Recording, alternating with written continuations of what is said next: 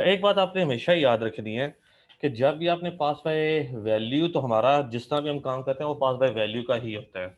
अगर आप पैरामीटर्स में इंटीजर सेंड करते हैं, हमेशा पास बाय वैल्यूज होगा। लेकिन पास बाय रेफरेंस के लिए आपको क्या करना पड़ेगा?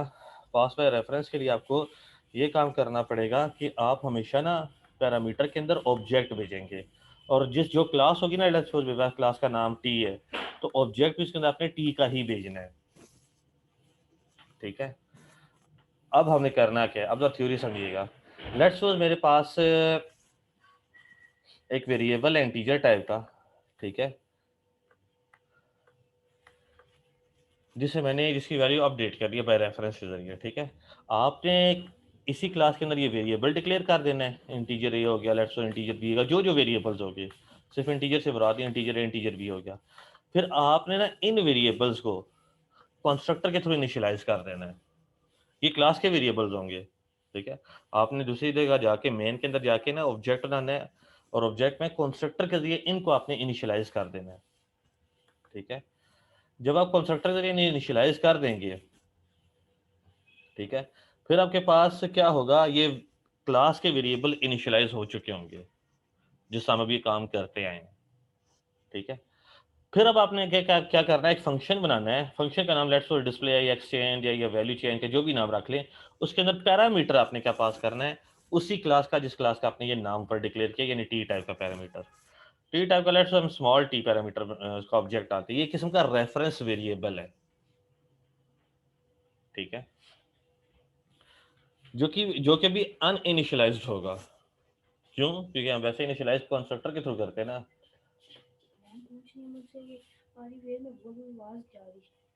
इससे आएगी ना, खाली लिसन से नहीं आएगी, इसको हटाओ। ठीक है, यहाँ से अब आएगी। ठीक है, तो ये देखिए हमारे पास रेफरेंस बन गया। अब इस टी के अंदर मौजूद क्या क्या है, आप लोगों ने मुझे बताना है। इस टी के अंदर क्या क्या मौजूद है, मैं ही बता देता हूँ फर्स्ट टाइम। ये हमारे पास फंक्शन है। इस टी के अंदर ना ये ए वेरिएबल मौजूद होगा, ये बी वेरिएबल मौजूद होगा, और ये ई का फंक्शन है ये मौजूद होगा। ये तीन चीजें मौजूद है इसके अंदर, लेकिन अनइनिशियलाइज्ड है। क्यों? सिर्फ रेफरेंस वेरिएबल बना है। तो आपने क्या करना है, इस टी के वेरिएबल्स को इनिशियलाइज करना है। तो वो कैसे इनिशियलाइज होंगे? टी डॉट ए, इससे टी डॉट भी होगा। इसको इनिशियलाइज कैसे करेंगे? मैं कहता हूँ टी डॉट ए करें, मल्टीप्लाई बाय 2 कर दें, यानी टी डॉट ए की वैल्यू क्या हो जाएगी, 2 टाइम्स हो जाएगी। ठीक होगी बात? इस तरह आपने काम करना है। फिर जब हम आएंगे ना मेन की तरफ, मेन में कंस्ट्रक्टर में हमने वैल्यूज पास कर दी, तो ये इनिशियलाइज हो जाएंगे क्लास के वेरिएबल्स। फिर जो ई का फंक्शन कॉल करूंगा ना, ई के फंक्शन के अंदर देखिए टी टाइप का ऑब्जेक्ट पास हो रहा, और ऊपर मैंने T OBJ equal to new T किया होगा। ठीक है, वो ओबीजे इसके अंदर पास करूंगा, तो बाहर मैंने जो काम टी डॉट ए से किया, बाहर मैंने ओबीजे डॉट ए से करना है। ठीक होगी बात? अब ये चीज साथ साथ मैं कमेंट्री करता रहता हूँ, साथ साथ आपने देखना है। ठीक है, तो जब भी बाय रेफरेंस होगा, आपने ऑब्जेक्ट को लेके चलना है, वैल्यू को लेके नहीं चलना। अभी इस बात को आपने माइंड में बिठाना है। ठीक है, अभी मैं कोड लिखता हूँ, आपको जरा चीजें बेहतर तरीके से आइडिया हो जाएगा। ठीक है, सबसे पहले मैं कहता हूँ फाइल पे न्यू प्रोजेक्ट है, जावा एप्लीकेशन है, नेक्स्ट आ जाएगा। ठीक है, यहाँ मैं कहता हूँ MCS4 है। यहाँ कौन सा हम काम करेंगे, बाय रेफरेंस से करेंगे, तो बाय रेफ लिख देते हैं। ठीक है, तो ये होता है, इस आपका क्या बन जाता है, ये ऑब्जेक्ट बन जाता है। अब ये जरा प्रोजेक्ट क्रिएट हो, तो फिर ज़रा इस पर ज़रा बात करता हूँ। ठीक है, ये हमारा प्रोजेक्ट क्रिएट हो गया। अब हमने सबसे पहले क्या करना है, सबसे पहले आपने आना है, यहाँ एक क्लास ऐड करनी है। ठीक है, यहाँ राइट क्लिक किया, ये न्यू एक जावा क्लास ऐड कर दी। ठीक है, क्लास में मैं चीज़ें जो ऐड करता हूँ, क्लास का नाम लेट्स सपोज मैं टेस्ट ही रख देता हूँ। ठीक है, तो ये हमारी क्लास का नाम टेस्ट हो गया। ठीक है, जो मर्जी आप नाम रखे ओके। अब मैंने इसमें क्या कर रहे हैं, जितने वेरिएबल आपको initialize, let's suppose main function में है ना, फॉर एग्जांपल पहले मैं मेन में आता हूँ, वहां से जाके मैं आइडिया, तो हमने क्लास के अंदर करना क्या क्या। तो मेरे पास जो है वो यहाँ क्या है, लेट्स सपोज मैं कहता हूँ इंटीजर ए है, इंटीजर बी है। मैंने इन दोनों वैल्यूज की दोनों वेरिएबल्स की वैल्यू क्या करनी है, अपडेट करनी है। ठीक है, मैंने क्या करना है, इन दोनों वेरिएबल्स की वैल्यूज अपडेट करनी। दो वेरिएबल्स है, ठीक है, तो मुझे क्या करना पड़ेगा, यहाँ आके ये दो वेरिएबल्स हैं ए और बी के, यहाँ आके आप जो मर्जी वेरिएबल बनाए, लेकिन दो वेरिएबल्स आपको बनाने पड़ेंगे। लेट्स सो मैं यहाँ इंट ए और इंट बी बना देता हूँ, ठीक है, नो प्रॉब्लम, ठीक होगी बात। अब मैंने क्या करना है, कंस्ट्रक्टर के जरिए इन्हें इनिशियलाइज करना है। तो मुझे क्या करना पड़ेगा, ये अपने स्टेप करने हैं इसी तरह ही। तो कंस्ट्रक्टर के जरिए इनिशियलाइज करने के लिए मुझे क्या करना पड़ेगा, यहाँ पब्लिक, एक्सक्यूज मी सर, जी बोलें। सर ये वाले जो ए बी यूज की है मेन क्लास में भी इन दोनों का काम डिफरेंट है कि सेम काम है? नहीं नहीं, वहाँ ये भी और चीज़ है, यहाँ ये भी और चीज़ है, नाम बेशक चेंज कर लें, कोई मसला नहीं। तो मैं सर यहाँ पे नेम चेंज कर दें ताकि हमें वाज़िया फर्क नजर आ जाए जब नीचे काम करेंगे आप। नाम चेंज करना चाहते हो तो नाम चेंज कर रहे हैं, आपकी मर्जी है, चलें। आई कह दें, जे कह दें, ठीक है, नाम से कोई फर्क नहीं पड़ता। क्यों? क्योंकि वो ए बी वेरिएबल्स किस क्लास के हैं, वो MCS4 बाय रेफ जो क्लास हमने बनाई है वो इसके हैं, ठीक है। लेकिन ये जो ए बी थे वैसे ये टेस्ट क्लास के थे, तो दो डिफरेंट ये थे। चलें आप आई जे कर ले, दो प्रॉब्लम। अच्छा, अब यहाँ हम आते हैं, इनको इनिशियलाइज करना है। तो यहाँ हम क्या देते हैं, इंटीजर सी, लेट्स कहते हैं इंटीजर डी है, ठीक है। इनके जरिए हम अपने से क्या करते हैं, इनिशियलाइज करते हैं। इंटीजर इज इक्वल टू सी कर देते हैं और जे इज इक्वल टू डी कर देते हैं, ठीक है। ये हमारे पास क्लास के वेरिएबल इनिशियलाइज हो गए। इनिशियलाइजेशन होना जरूरी है, ये याद रखिएगा। तो जितने वेरिएबल वहाँ हैं उतने वेरिएबल ने यहाँ डिक्लेयर कर दिए और कंस्ट्रक्टर के जरिए हमने क्या किया, इन्हें इनिशियलाइज कर दिए, ठीक होगी बात। अब लेट्स एक फंक्शन बनाते हैं हम, वो है पब्लिक, हम क्या देते हैं, असाइन वैल्यू या अपडेट वैल्यू, जो भी करें आप, ठीक है, अपडेट वैल्यू वाला बना देते हैं ताकि वैल्यूज अपडेट का हमें आइडिया हो जाए, ठीक है। वैल्यूज अपडेट करने जा रहे हैं, ठीक है। अब ये फंक्शन बना दिया। अब आपने बात याद रखनी है, जो काम करना है बाय रेफरेंस के लिए हमने क्या करना होगा, ऑब्जेक्ट बनाना होगा। अब हमने ऑब्जेक्ट बनाना है, पहले आपने देखा कितने वेरिएबल्स हैं, उनको कंस्ट्रक्टर के जरिए इनिशियलाइज करते हैं, ये काम हो जाएगा।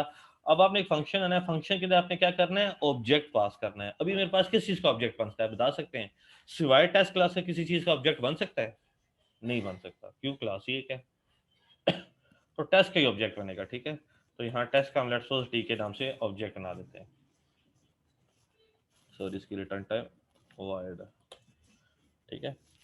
तो टेस्ट टाइप का हमने क्या बना दिया, ऑब्जेक्ट बना दिया, जो कि टी वेरिएबल है। ये टी अनइनिशियलाइज्ड है। टी के अंदर क्या क्या मौजूद है, अब आपने याद रखना है। टी के अंदर तीन चीजें मौजूद हैं, आई है, जे है और अपडेट वैल्यू का फंक्शन है। तीन चीजें टी के अंदर मौजूद है, कंस्ट्रक्टर मौजूद नहीं होता, ठीक है। कंस्ट्रक्टर सिर्फ हम इनिशियलाइज करने के लिए यूज करते हैं। जब आपने बाय रेफरेंस काम कर रहे हो ना, तो फंक्शन को बेशक आप ओमिट कर दें, फंक्शन को छोड़ दें। तो टी के अंदर इस टाइम फिर क्या पड़ा हुआ है, आई और जे पड़े हुए हैं, क्योंकि हमने काम क्या करना है, आई और जे की वैल्यूज को अपडेट करना है, ठीक है। अच्छा, अब होगा क्या, यहां जाते हैं। अब मैंने जो काम करना है किसके जरिए करना है, टी के जरिए करना है, बाय रेफरेंस है ना। अब जो काम करना है अपने ऑब्जेक्ट, सिवाय इनिशियलाइजेशन के बाकी सारे काम अपने क्या करने हैं, ऑब्जेक्ट के जरिए करते हैं। तो अब टी आ गया, टी के अंदर क्या क्या मौजूद है, आई और जे। फंक्शन को मैं ज्यूम नहीं कर रहा, उसे मैं ऑमिट कर रहा हूँ। टी डॉट आई कर देता हूँ, equal to T dot I कह दिया, इसको मल्टीप्लाई कर दे टू, तो ये 2 टाइम्स वैल्यू हो जाएगी, ठीक है। इस टाइम टी डॉट जे है, इसको आप कर दें T dot J multiply by 3, तो ये वैल्यू हमारे पास 3 टाइम्स हो जाएगी। लेकिन हुई किसके जरिए, ऑब्जेक्ट के जरिए,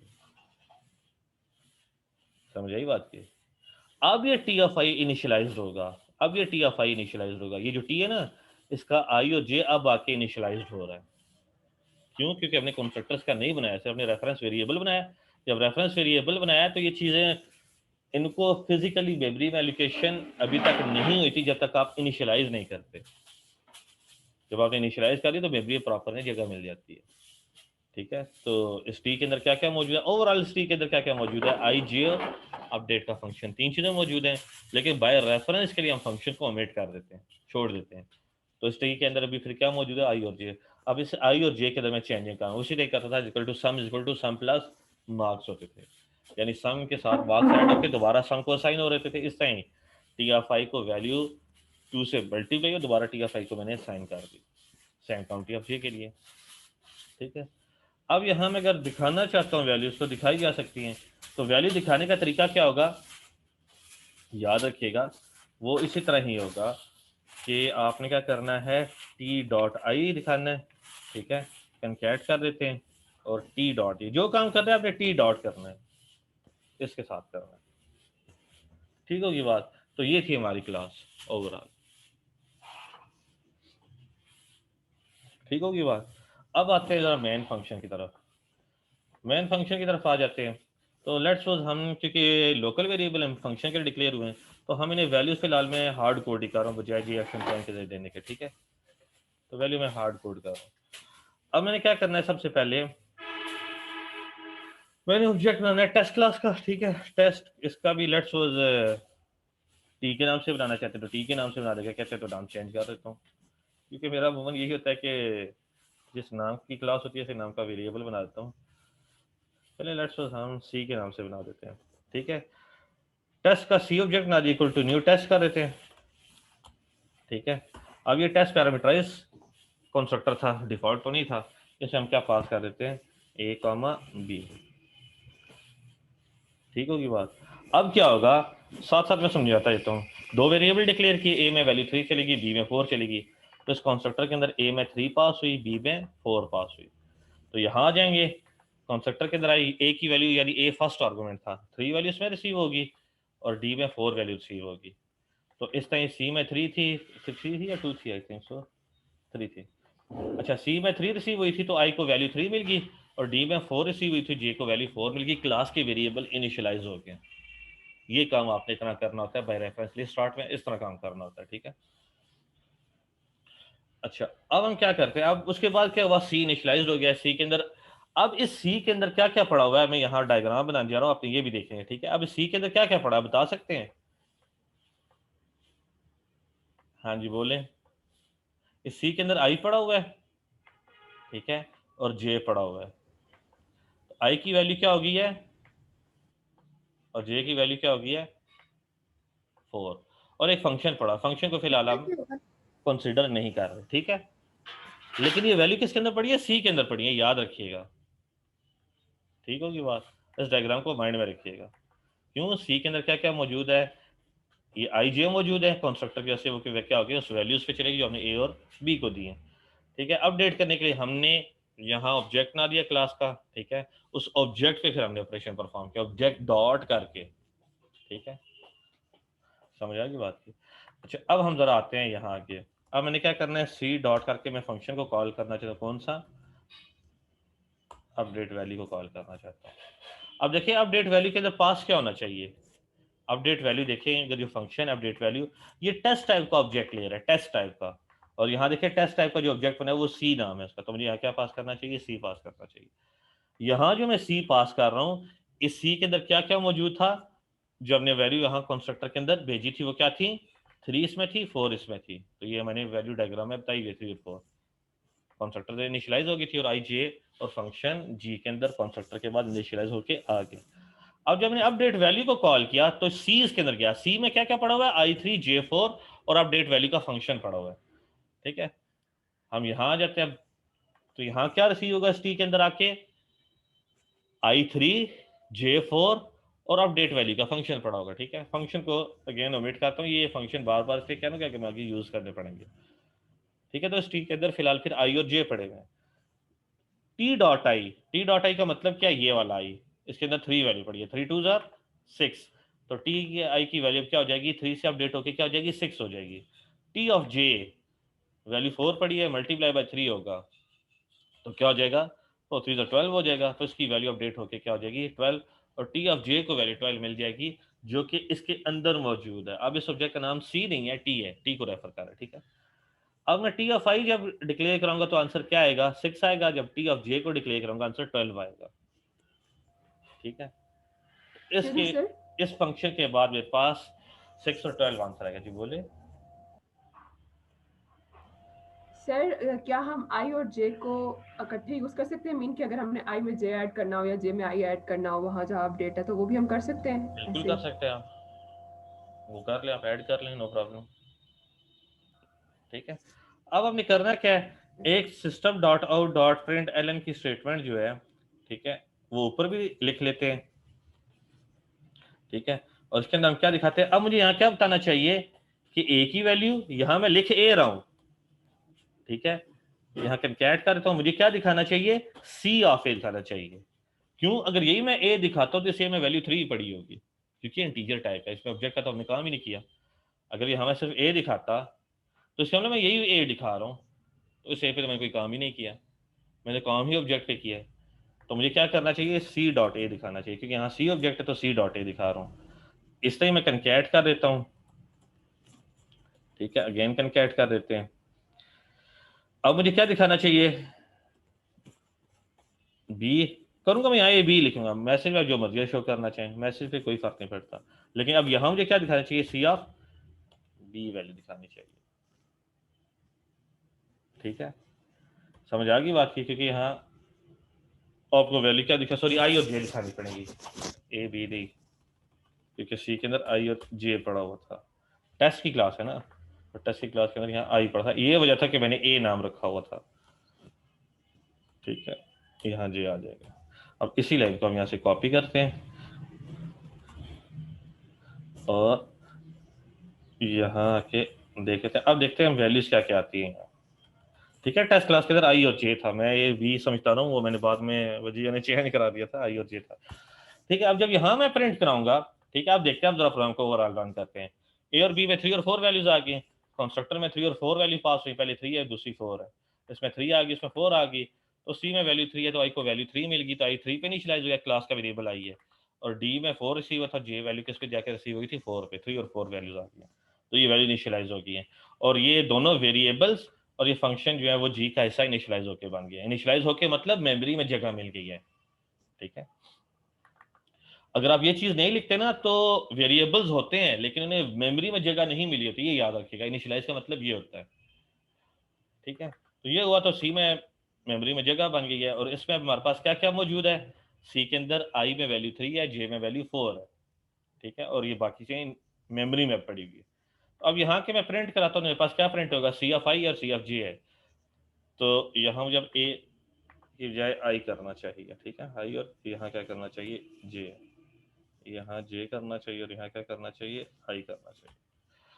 अच्छा, अब मैंने क्या किया, जब प्रिंट कराऊंगा सी ऑफ आई वैल्यू जब प्रिंट कराऊंगा तो उसमें क्या वैल्यू पड़ी होगी, 3 पड़ी होगी, आई इज इक्वल टू 3 होगा और जे इज इक्वल टू 4। इस लाइन में 3 और 4 आंसर आ रहा होगा, क्योंकि अभी पास हुए नहीं है या वैल्यू अपडेट नहीं हुई। अब अपडेट वैल्यू का फंक्शन कॉल किया तो इसके अंदर ऑब्जेक्ट पास किया सी, सी की टाइप क्या है, टेस्ट है। क्यों, अगर आप यहाँ के देखें तो मेरे पास अपडेट वैल्यू की जो रिटर्न टाइप है, जो पैरामीटर ले रहा है वो टेस्ट टाइप की ले रहा है, डाटा टाइप। ठीक है, तो यहाँ मैंने सी पास की, सी टाइप टेस्ट है, तो इस सी के अंदर आई 3 पड़ा है, जे 4 पड़ा हुआ है। ठीक है, तो यहाँ जाते हैं तो इसके अंदर आई 3 और जे 4 है, टी ऑफ आई के अंदर क्या पड़ा है, 3 पड़ा है, 3 इंटू 2 6 हो जाएगा, आई की वैल्यू 6 होगी टी ऑफ आई की। और इसी तरह ही जो टी ऑफ जे की वैल्यू है वो 4 इंटू 3 12 होकर टी ऑफ जे में क्या चलेगी, 12 वैल्यू चलेगी। तो वैल्यूज क्या होगी, इसमें प्रिंट होगा 6 और इसमें प्रिंट होगा 12। ठीक है, तो यहाँ आएंगे तो ये 6 और 12 ये प्रिंट करेगा। अब इसको मैं प्रिंट करूंगा, ठीक है, क्योंकि मैंने चीज़ें बाय रेफरेंस पास की हुई हैं, तो ये भी क्या हो जाएगी, 6 और 12 आंसर आएंगे। तो पहली लाइन में 3 4 आएगा, बाकी दोनों लाइनों में 6 और 12 आ रहा होगा। इस तरह हमारा पास बाय रेफरेंस का हम काम करते हैं। ठीक है, देखिए 3 और 4 पास हुआ, फिर नीचे 6 और 12 है, फिर भी नीचे 6 और 12 है। आइडिया हो गया। तो इस तरह हम क्या करते हैं, देखिए एक्चुअल में चेंज हुई है, बिल्कुल हो गई है। वो जो मैंने ए बी नाम रखा था इस वजह से रखा था ताकि हमारा कंफ्यूजन ही दूर हो जाए कि ए वैल्यू है बी वैल्यू, इसमें चेंजिंग हुई है। ठीक होगी बात। तो इस तरह पास बाय रेफरेंस से हम क्या करते हैं, काम करते हैं। पास बाय वैल्यू में क्या था, अच्छा इसमें कोई क्वेश्चन है पूछना चाहिए तो पूछ ले। सर जैसे अभी आपने इसके पास बाय रेफरेंस को यूज करके एक फंक्शन बनाया जिसमें हमने वैल्यूज अपडेट की, तो मेरे माइंड में क्वेश्चन ये आ रहा है कि हम पास बाय रेफरेंस को क्यों यूज करते हैं, इसका मकसद क्या है यूज करने का। पास बाय रेफरेंस से ये है कि जब पास बाय वैल्यू कर रहे होंगे आप और फंक्शन की रिटर्न टाइप आपने अगर वॉइड रखी तो फिर क्या होगा, क्या गारंटी होगी कि लॉजिकल एरर नहीं है।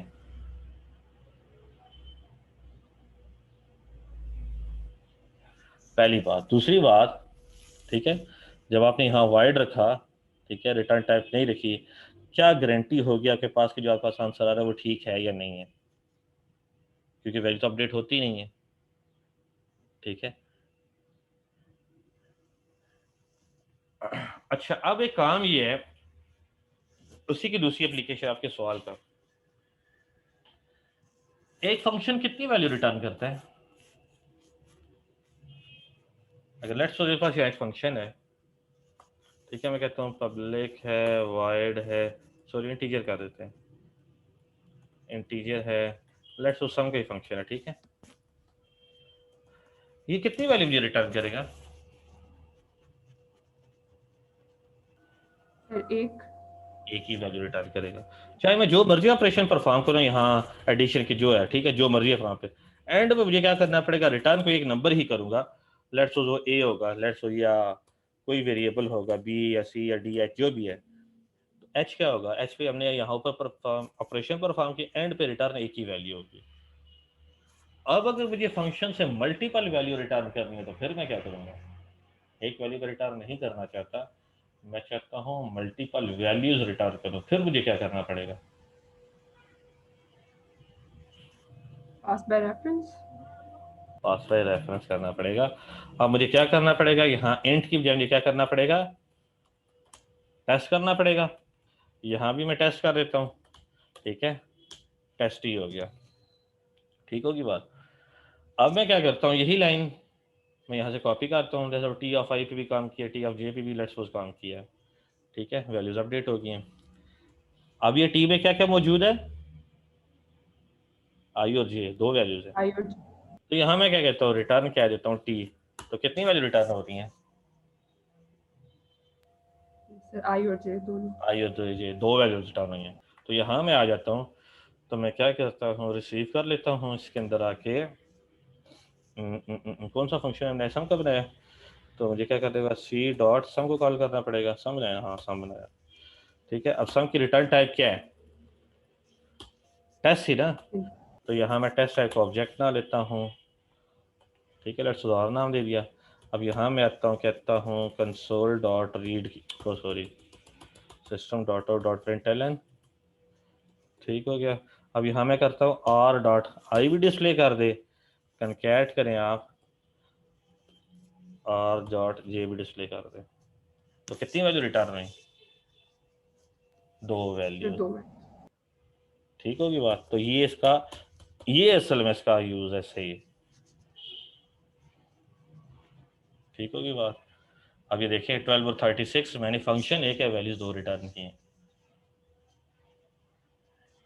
यही वजह है कि क्लासेस में जब हम काम करते हैं ना, जब आप डाटा स्ट्रक्चर में काम लोग कर रहे थे, तो यूजर डिफाइंड डाटा टाइप बना ही हमने इसलिए थी ताकि मल्टीपल वैल्यूज रिटर्न हो। अब आप एक चीज थोड़ा नोट करें, अब अगर मुझे नोड रिटर्न करनी हो, जिस आप डाटा स्ट्रक्चर में आपने नोड बनाई थी लिंक लिस्ट में, तो क्या होगी, क्या टी सेम नोड नहीं है क्या, जिसके अंदर आई भी पड़ा हुआ है, जे, यानी एक बॉक्स है इस तरह का जिसमें आई भी पड़ा हुआ है, जे भी पड़ा हुआ है और फंक्शन भी पड़ा हुआ है, तो क्या ये मैं यहाँ नोड ही रिटर्न नहीं कर रहा क्या? और नोड नहीं, आपका बिहेवियर नोड की तरह नहीं है जिसमें आई भी पड़ा है, जे भी पड़ा है, जिसके अंदर सम का फंक्शन भी पड़ा और अपडेट वाली चार चीजें पड़ी गई हैं। तो इनफैक्ट ये दो वैल्यूज रिटर्न नहीं हो रही, चार चीजें रिटर्न हो रही हैं। तो क्या इसका बिहेवियर एक नोड की तरह नहीं होगा जैसा आपने डाटा स्ट्रक्चर में देखा था? यही बात है, मल्टीपल वैल्यूज रिटर्न कर दे, आप नोड कह दें, बात एक ही है।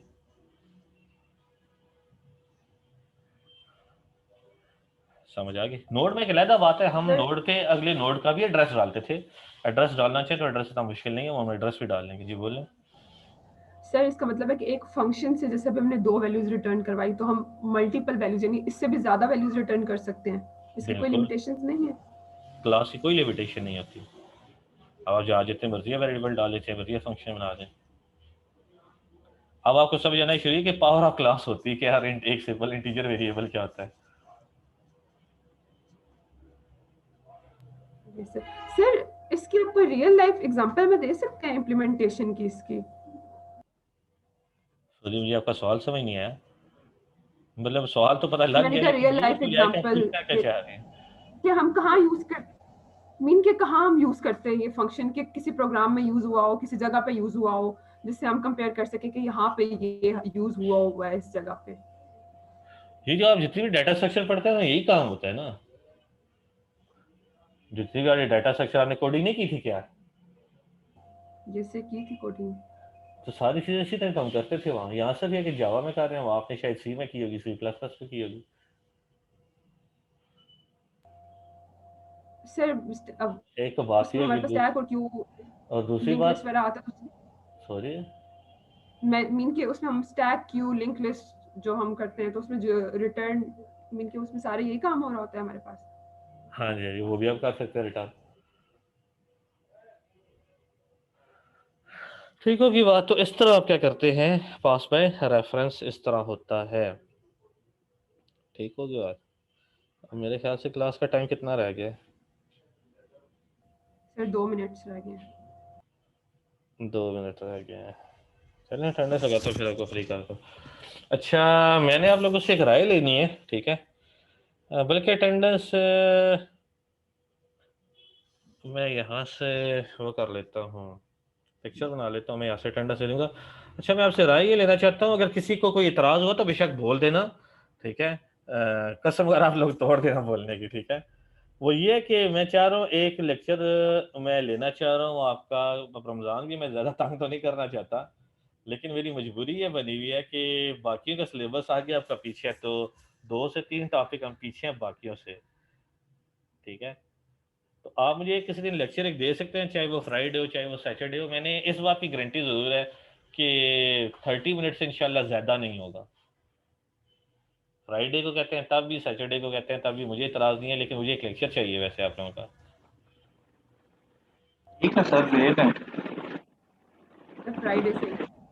वो जिस दिन भी आप कहते हैं, तो किसी को कोई इतराज़ नहीं, मैं तंग नहीं करना मैंने। जिस दिन आपको, जिस टाइम आपको आसानी है बता दो, उसी टाइम कर लेंगे। सर अब मजबूरी है तो लेना तो पड़ेगा सर, फ्राइडे सही है सर, 9 बजे की टाइमिंग रखिएगा बस। वो अब आप लोगों की मर्जी है।